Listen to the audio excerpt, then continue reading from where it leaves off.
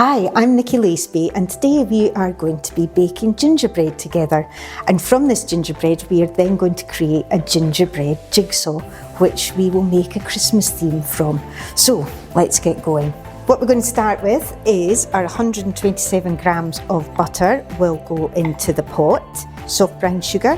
In here we've got ground cinnamon, ginger, nutmeg, mixed spice, and we just chuck that into. Then we're going to grate half an orange.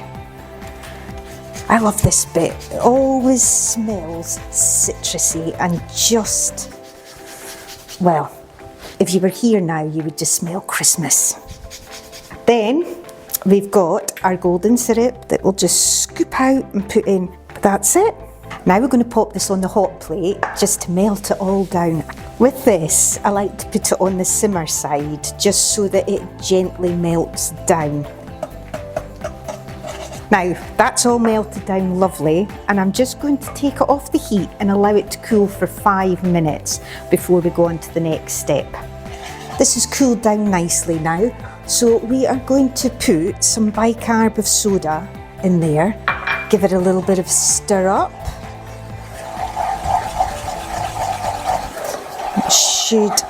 That's nice.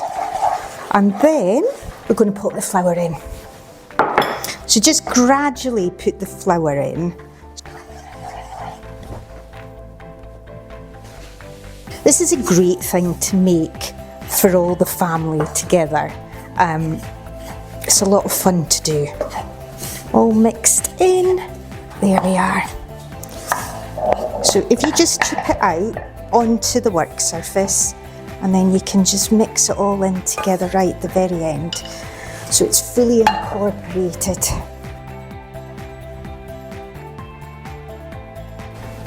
Pat that down, and you're going to put this into the fridge for 2 hours.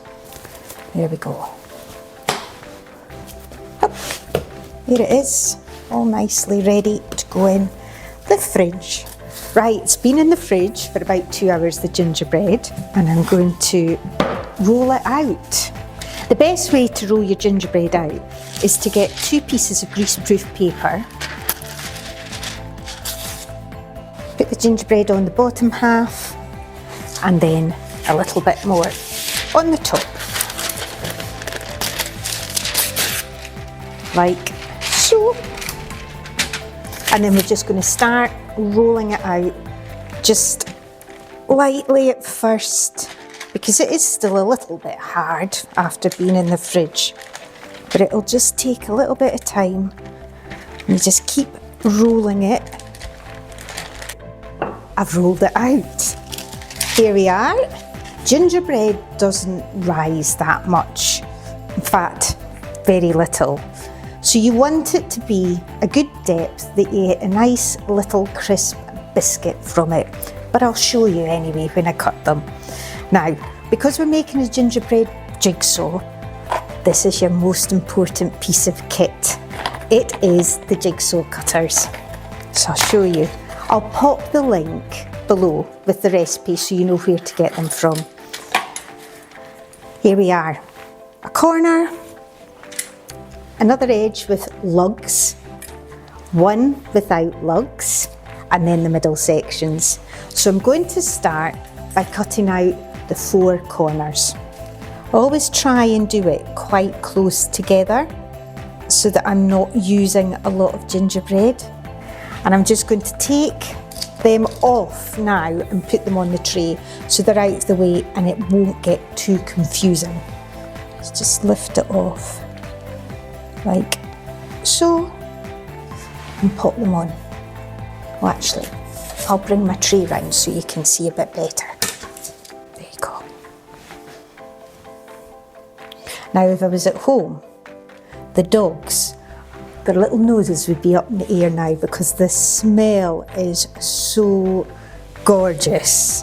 And I don't know what it is about them, but they're a bit partial to gingerbread. When I was doing a trial run for a gingerbread house once, I had taken ages to make these gingerbread tiles, cut them all individually out, cooked them all, it took ages to do. Popped them in a bowl, put them in another room, left them. My husband left the door open and the gingerbread tiles had gone. And there was 2 very happy looking dogs. Right, that's your 4 on the tray. We have to cut out 10 with the lugs on them.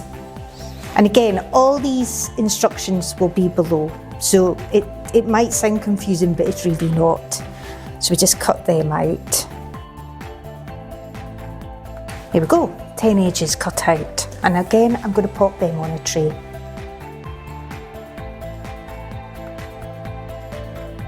That's them all cut out, 4 corners and 10 edges with lugs. Now I'm going to pop them in our Everhot for approximately 12 minutes, but they spread and expand a little bit. So after 8 minutes, they'll come out and I'll show you a little handy hint then. But in the meantime, we'll pop them in the Everhot.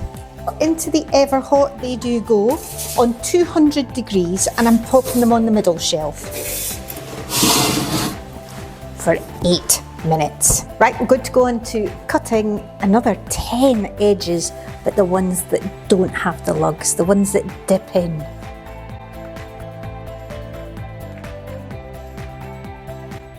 And I'll pop them on a tray.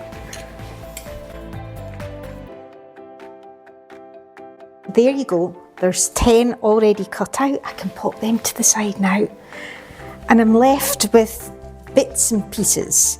So if I can get a few of the middle ones out of here, then I will. And then I'll just roll it up, roll out, and then just cut with the remainders. This middle section, we need 24.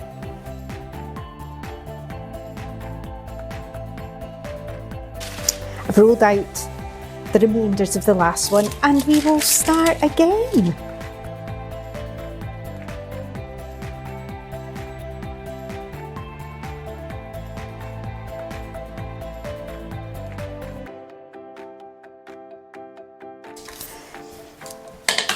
There we have it.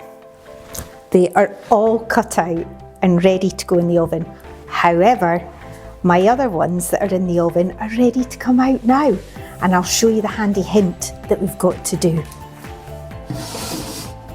Ho ho ho! Look at these beauties. Now while they're still hot, I'm going to recut them because you'll see that they've expanded slightly. Just got to watch your fingers with this. And the knack is the little spatula or something, just to pull all the edges away, just slide it out. You've got to work quite fast because gingerbread can harden quite quickly. And you just do this with all of them, and then you have a nice edge and they will all fit together.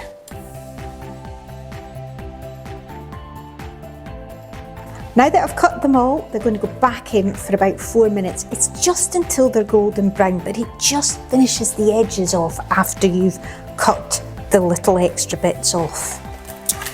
There you go, all done. Just going to sit here and cool down now. While they're cooling down, I'm just going to pop the others into the Everhot. These have come out of the Everhot and they're still a little bit soft. So again, just doing the same as before, where you just take the edges round them and then we'll pop them back in the Everhot again. These are out of the Everhot now, and I'm just going to pop them onto the cooling rack to cool down completely. It's time to make the icing for the gingerbread jigsaw. All we really need is icing sugar and egg whites. I use 2 chicks egg whites because they're pasteurised. Just as a safety measure, I think it's quite important to just always use pasteurised egg whites. So egg whites and then some colouring. And this is where you can get creative. It can be down to you what colours you use, what patterns you use, but I will just show you the basic icing method, as in how to make it and what consistency for piping. And then I'll show you a couple of designs and you can just go crazy with what you want to do. Into the mixing bowl goes the egg whites and the icing sugar. Now I'll probably put about 2/3 of the icing sugar in first and keep a bit back in case I don't need to use it all, because it depends on the consistency. It should ribbon, but not that it's too runny, because if it's too runny it won't set, it'll just run off. I'd probably put just a little bit more icing sugar in, hence why we've kept some back.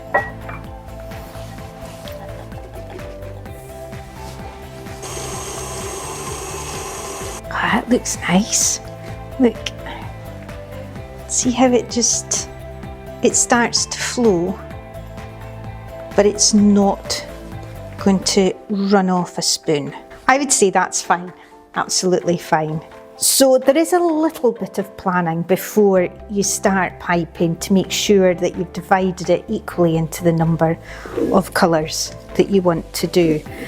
So with mine, there's quite a few white ones, and then there's some red ones, and there's some green ones. So I just have to split it up into, a third, basically, of each. And then I'll just mix in the colouring in a minute. With my green, I'm just going to pop a couple of drops in first. Just see what sort of colour it does. Stir it round. Depending on the colour and how deep you want it, then you can add more. But actually for me, I quite like this sort of minty green. It's almost a bit muted. So I think for me, that's enough. Then we'll go on to the red. This one's Christmas red, proper red. Again, just take a little scoop and just mix it in, and you'll see it all coming together. And then we have our 3 piping bags. I've got one piping bag that doesn't have a nozzle, so I'm just going to cut the end off that. And then the other 2, I've got little nozzles. They've got tiny little holes in them. Each hole is slightly different in size, but this one, there's one that is really small, and that's the one that I'm going to put my green into. I have a handy hint for you here. Always love a handy hint. When you're filling your piping bags, if you can get a jug or a cup, something that it can stand up in, then it's easier for you to scrape it in. And we're good to go with that one. And just repeat it again.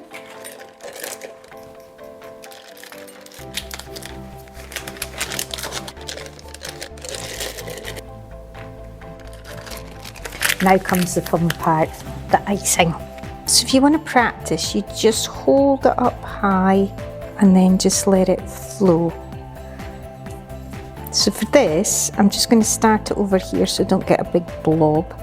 And I'm just going to go along like so and just follow it round, round, round. God, make sure you don't have shaky hands.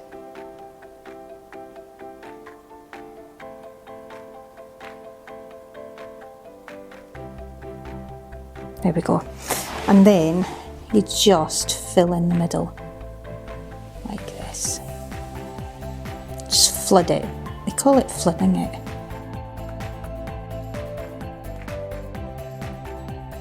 Let's give it a tap. And then we are going to make a Christmas tree. You need a cocktail stick. So you're just going to plan where you're going to do it, and it's just going to go along here. 1, 2, all these lines, and as the lines go up, they get a little smaller. Oops, don't worry if that happens, it's not the end of the world. And then here,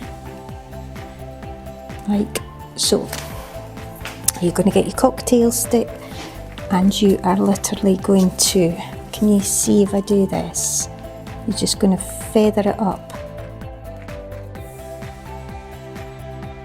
You're going to get your red, just put a few baubles on.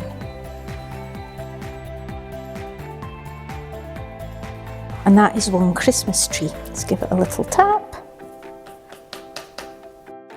This one is going to be the red one. It's almost like, I think, this red one that I do is like a Nordic sort of festive vibe to it. Again, you just flood it all in. There we go. Just tap that again.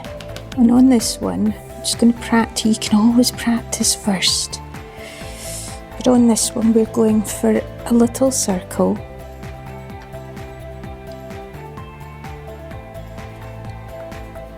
There we are. And then a bigger circle.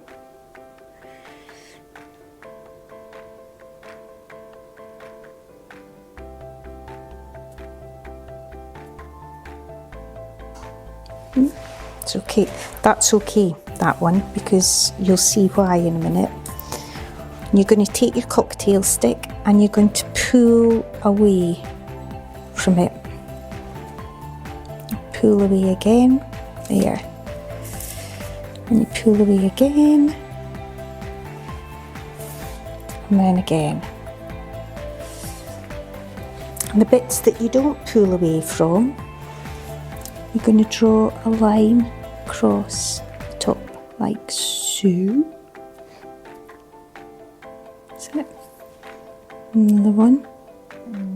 Stomach. And on this side, one. And another one. And up here, same.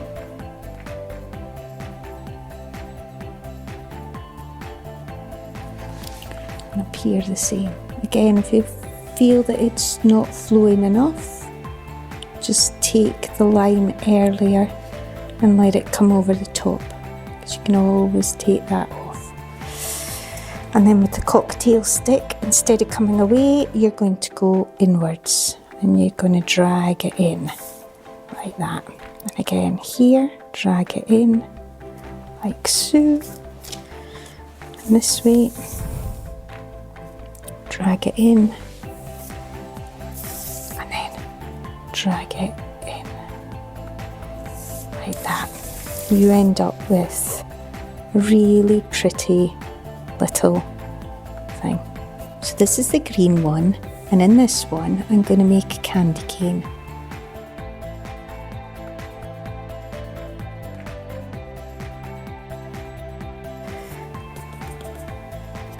And then we're going to do a candy cane. So you drop 1, 2, keep a space in between the white, and then in comes the red. And you're going to keep the red in the middle here, you're going to pop it. The other thing with your nozzles is just always check, because it'll set quite quick. So sometimes the nozzle gets a little bit blocked. Just drop. Okay. You take your cocktail stick and you drag it round this way first. Up, round the bottom. And then you come up the other side, like so, to form a candy cane. Here you are. And then just to finish this one off, because I don't know, I just like it where you can put little dots, like snow. Give that one just a little tap. And that's it. Oh, actually, no, it's not. Gotta do a bit of this. Just a bit of sparkle. Always adds a little something. And there we go. We have some iced gingerbread biscuits that will come together to make a jigsaw. You can see like that. And we carry on until they're all done.